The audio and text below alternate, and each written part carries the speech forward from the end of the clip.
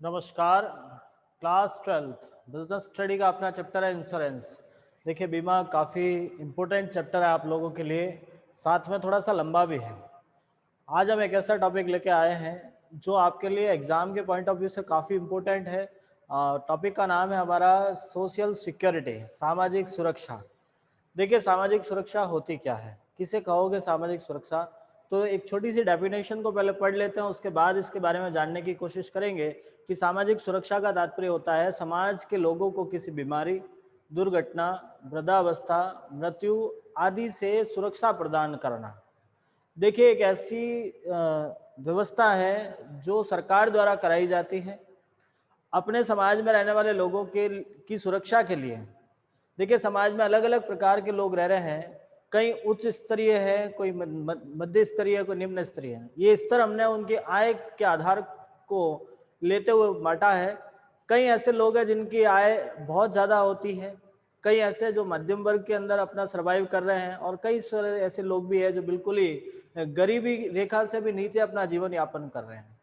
तो सरकार उन लोगों के लिए कुछ ऐसी व्यवस्था करती है जिसकी आय कम है, सामान्य जीवन वो जीने में भी बड़ा मुश्किल हो रहा है। उन लोगों को जब आकस्मिक हानि हो जाती है तो उसके लिए सरकार उनको सहायता प्रदान करती है। वही हमारे लिए एक सामाजिक सुरक्षा मानी जाती है।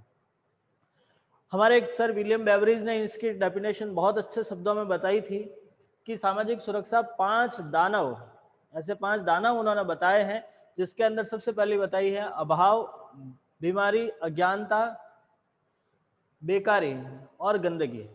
5 चीजें। पहला बात अभाव। देखिए, एक व्यक्ति अभाव से व्यक्ति जीवन जीता है। जैसे लोगों के पास रहने के लिए घर नहीं है, पहनने के लिए कपड़ा नहीं है, बीमार हो गए तो इलाज कराने के लिए पैसा नहीं है, उन्हें सही ढंग से जीवन यापन करने के लिए जो मूलभूत आवश्यकता है वो पूरी नहीं हो पा रही है।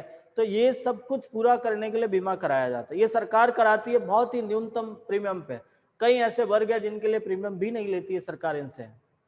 बात करते हैं बीमारी। देखिए, एक ऐसा शब्द है या ऐसी घटनाएं हैं जो कि हर किसी व्यक्ति को तोड़ देती है।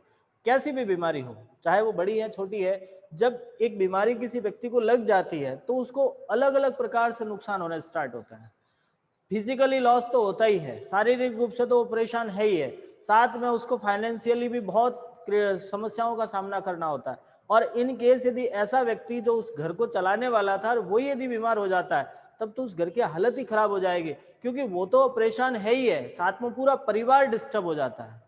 जो नॉर्मल आवश्यकताएं हैं वो पूरी नहीं हो पाती है, क्योंकि कमाने वाला वही था, आज वही बीमार है। पहली बात तो इनकम के सोर्सेज बंद हो जाते हैं। दूसरी बात, एक्सपेंसेस बढ़ जाएंगे, क्योंकि आय तो आ नहीं रही है, पैसा तो आ नहीं रहा है, लेकिन जाने का रास्ता एक्स्ट्रा खुल गया है और बीमारी की स्थिति में बहुत ज्यादा पैसा लगता है। तो ऐसी कंडीशन में जो सरकार इन्हें सपोर्ट करती है, सरकार इनको सहायता देती है। अज्ञानता। देखिए, अज्ञानता एक ऐसी शब्द है जिसमें नॉलेज नहीं है हमें। बहुत सारी ऐसी चीजें जिसके बिना नॉलेज के हम काम कर रहे हैं, तो उस नॉलेज को लेने के लिए भी सरकार हमारी सहायता करती है। गंदगी और बेकारी। देखिए, बेकारी का मतलब हम यहाँ पे बेरोजगारी से संबंध रखते हैं। बेरोजगारी का मीन्स होता है कि व्यक्ति काम करना चाहता है लेकिन काम नहीं है। कई ऐसी स्थितियां बन जाती है जब व्यक्ति को काम से निकाल दिया जाता है या फिर काम से हटा दिया जाता है, काम मिला ही नहीं है।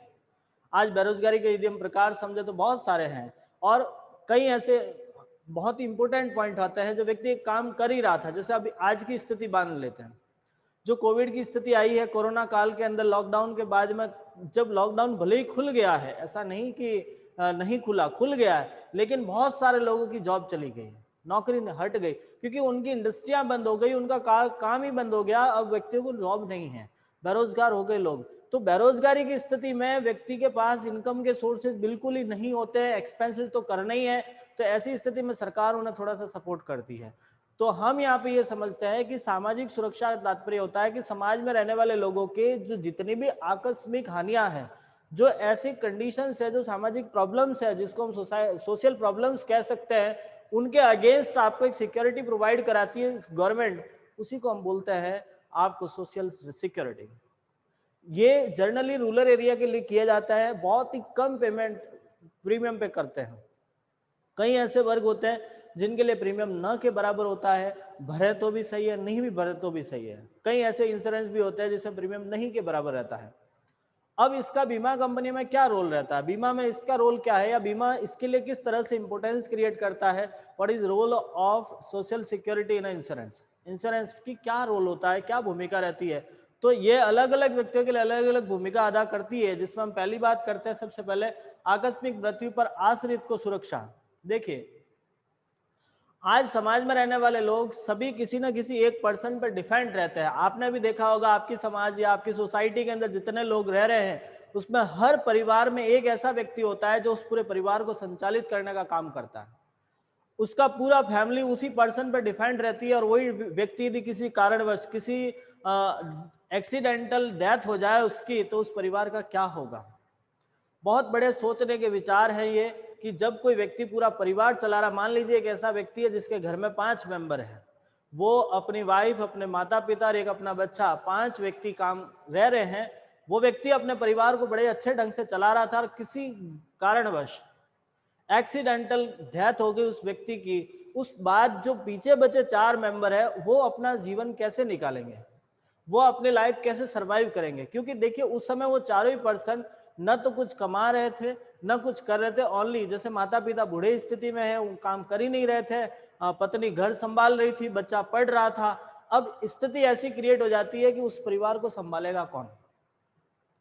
एक तो अपना जवान बेटा खोने का गम है ही है, साथ में आगे उस परिवार को लेके कौन चलेगा। ये बहुत बड़े प्रश्न रहते हैं हमारे सामने, और इन्हीं प्रॉब्लम्स को सॉल्व करने के लिए इस प्रकार की फैसिलिटी प्रोवाइड कराई जाती है, जिसमें इस प्रकार के फैमिली को गवर्नमेंट या फिर इंश्योरेंस कंपनी सपोर्ट करती है, इतना पैसा दे देती है कि वो एक प्रकार से अपना लाइफ सर्वाइव कर सके।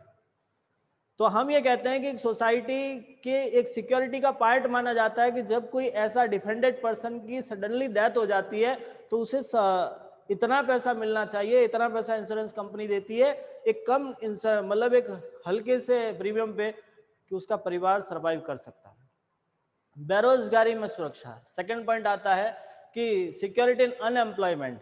देखिए अनएम्प्लॉयमेंट अभी मैंने 2 मिनट पहले आपको बताया था कि जब कोई व्यक्ति काम करना चाहता है लेकिन काम नहीं है।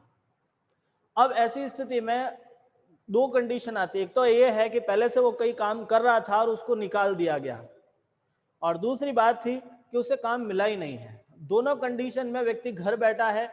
देखिए जब एक ऐसी स्थिति क्रिएट हो जाती है जब आपको कमाना पड़ता है और उस समय आपके पास में रोजगार नहीं है, उस समय आप क्या करोगे, कहाँ रोजगार करोगे। अब आपने मान लीजिए इंजीनियरिंग कर ली है, कहीं जॉब नहीं मिली आपको, आपने 10-12 लाख रुपए खर्च कर दिया है अपनी इंजीनियरिंग को पूरा करने के बाद करने के लिए, और आपको जॉब नहीं मिल रही है। आपने जो पैसा लगाया है वो तो पूरा मिल ही नहीं रहा, लेकिन आगे के जो एक्सपेंसेस है वो कैसे पे करोगे। तो इसके लिए भी आपको एक रोजगार बीमा कराना होता है। रोजगार बीमा, बेरोजगारी बीमा जिसको कहते हैं, वो उस समय होता है जब आपको रोजगार नहीं है, जब तक आपको एम्प्लॉयमेंट नहीं मिला है तब तक आपको इंश्योरेंस कंपनी कुछ पेमेंट करती है ताकि आपका लाइफ सही ढंग से सरवाइव हो सके। वृद्धावस्था के दौरान धन या आय की व्यवस्था।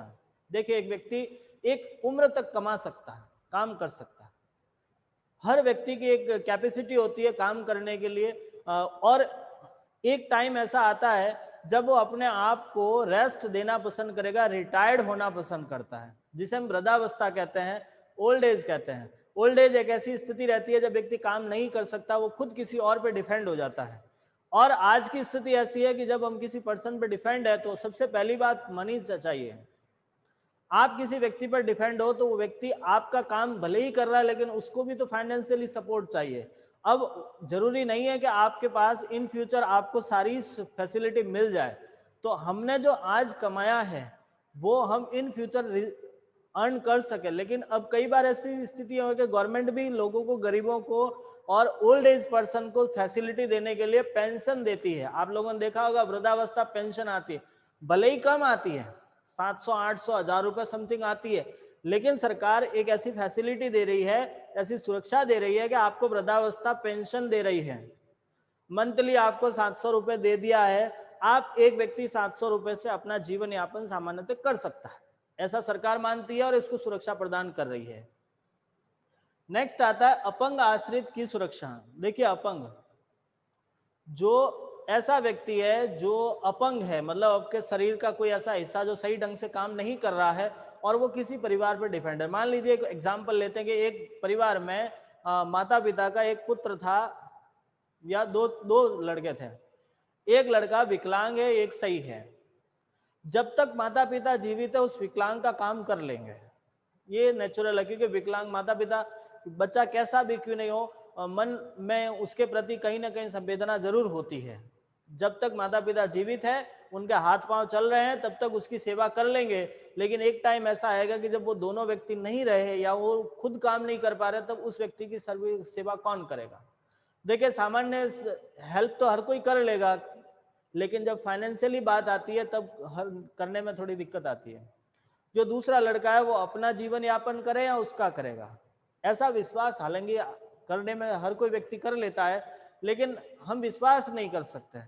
हमारे बात ये कंडीशन है कि जो व्यक्ति, जो मतलब पिता है, वो यही सोचता है कि आज तो मैं जीवित हूं, तब तक मेरे इस विकलांग बच्चे की सेवा मैं कर रहा हूं, लेकिन जब मैं यहाँ से नहीं रहा, किसी कारणवश मेरी मृत्यु हो जाती है या एक ऐसा टाइम आएगा जब मैं काम नहीं कर पाऊंगा, तब इसका कौन करेगा? इसीलिए उसका बीमा कराया जाता है, उस आश्रित पर्सन द्वारा उस अपंग का बीमा कराया जाता है कि यदि मैं नहीं रहा तो इन फ्यूचर उसको पेमेंट मिले, ताकि उसको पैसा आएगा तो वो अपना जीवन यापन कर सकता है। बीमारियों की दशा में देखिए, बीमारी अभी मैं 2 मिनट पहले समझा ही रहा था आपको, बहुत ही डेंजर स्थिति हो जाती है। सरकार इसमें भी आपको काफी हेल्प करती है। जैसे अभी एक योजना चल रही थी, भामाशाह योजना, राजस्थान सरकार की योजना थी भामाशाह योजना, जिसमें 2 लाख से 3 लाख का आपका रिस्क कवर मिलता है। आप यदि किसी प्रकार से बीमार हो जाते हो तो आपका निःशुल्क इलाज किया जाता है। इलाज मीन्स निःशुल्क नहीं कहते, जितना खर्चा होता है सरकार पे करती है, इंश्योरेंस कंपनी पे करती है।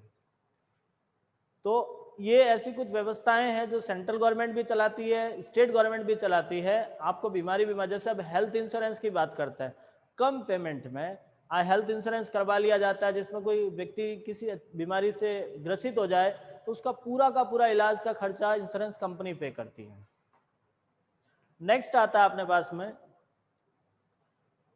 दुर्घटना की दशा में। देखिए, दुर्घटना एक ऐसी स्थिति होती है जो कभी कहकर नहीं आती है और ये भी बताती है कि मेरा एक्सीडेंटल होने के बाद कितना लॉस होगा, ये नहीं बता सकते। एक्सीडेंट एक ऐसा फॉर्म होता है कि होने से पहले और होने के बाद बहुत कुछ परिवर्तन हो जाता है।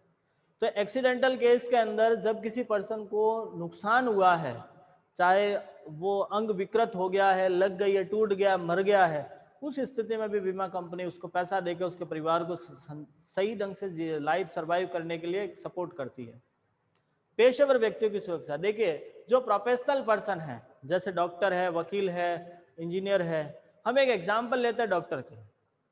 डॉक्टर एक प्रोफेशनल पर्सन है और वो लोगों का इलाज करता है। आखिर है तो इंसान, और इंसान गलतियों का पुतला है। हम जानते हैं बाय मिस्टेक हो सकती है, कभी ऐसी गलती हो जाए और किसी व्यक्ति को उसके कारण नुकसान हो गया। अब मान लीजिए कोई डॉक्टर साहब थे, डॉक्टर्स ने उसको इंजेक्शन लगा दिया, उसने नहीं पहले ध्यान दिया कि भाई ये इंजेक्शन उसको सूट करेगा नहीं करेगा। इन केस उसने लगा दिया और सामने वाले को रिएक्शन हो गया, रिएक्शन होने से उसका बीमारी बढ़ गई, तो ऐसे में डॉक्टर की लाइबिलिटी बढ़ जाती है।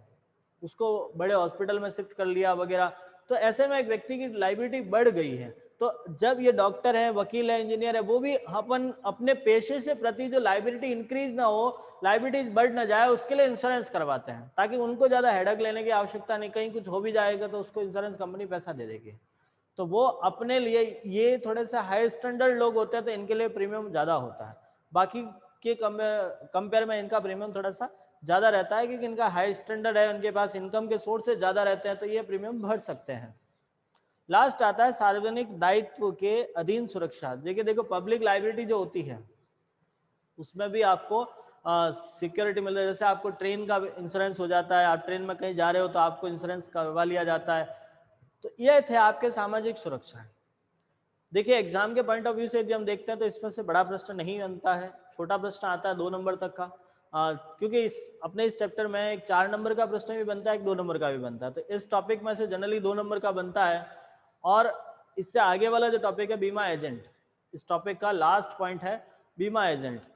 उसमें से जनरली 4 नंबर का प्रश्न बनने के चांसेस ज्यादा रहते हैं। ऐसा नहीं है कि इसमें नहीं आता है, बन सकता है, लेकिन कम चांस रहते हैं।